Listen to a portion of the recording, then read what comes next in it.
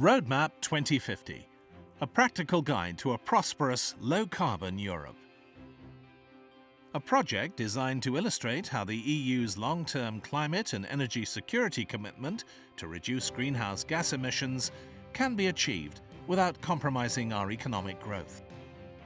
The project is based on extensive technical, economic and policy analyses commissioned by the European Climate Foundation and conducted by 6 leading organisations: McKinsey & Company, KEMA, Imperial College London, Oxford Economics, E3G, the Energy Centre of the Netherlands and the Office for Metropolitan Architecture. Leading power utilities, energy network operators and NGOs were also involved and consulted on a regular basis. Crucially, the project adopts a rigorous methodology, looking at which sectors of the economy are responsible for greenhouse gas emissions.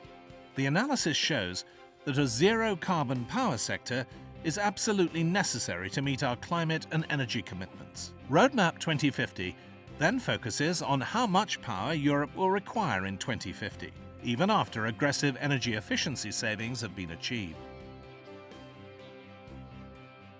It plots several scenarios, which demonstrate how all Europe's power demand can be produced in a zero-carbon way using technologies available today. Roadmap 2050 looks at an energy sector with 40%, 60%, 80% and 100% of energy being produced by a broad spectrum of renewable sources. In each scenario, the study assumes that the remaining generation capacity will come from a combination of coal and gas-fired power stations fitted with carbon capture and storage technology and nuclear power. Roadmap 2050 costed each scenario. It looked at the capital investments, operating expenditure and infrastructural changes that need to be in place if power supplies are shifted to rely on more renewable sources. In each of the scenarios, the cost of zero-carbon power remains comparable with the high-carbon alternative. An interregional European transmission grid is important to guarantee the level of reliability users have come to expect today.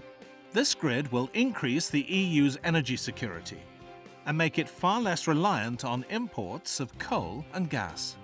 The grid will allow power to be transferred from one part of the continent to another. The power of the sun in the south and the power of the wind in the north will then benefit the whole of Europe. The 2050 deadline seems a long way off, but the project underlines the importance of action before 2015 if Europe is to fully decarbonise and reap the economic benefits in the longer term. A delay in action would result in massively increased costs. Immediate policy development and implementation should focus on energy efficiency measures. Energy efficiency will create cost savings and reduce demand. Investing in the transmission infrastructure.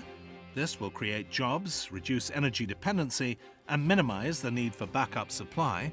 Market reform to create a business environment for low-carbon investment. The Roadmap 2050 project shows that the benefits of the low-carbon transition outweigh the challenges. This is true in respect of energy independence, security of supply, job creation and greenhouse gas reduction. Our roadmap also shows that at least 80% GHG reduction by 2050, based on zero carbon power generation in Europe, is the winning economic strategy for competitiveness and long-term prosperity. For more information about Roadmap 2050, log on to www.roadmap2050.eu.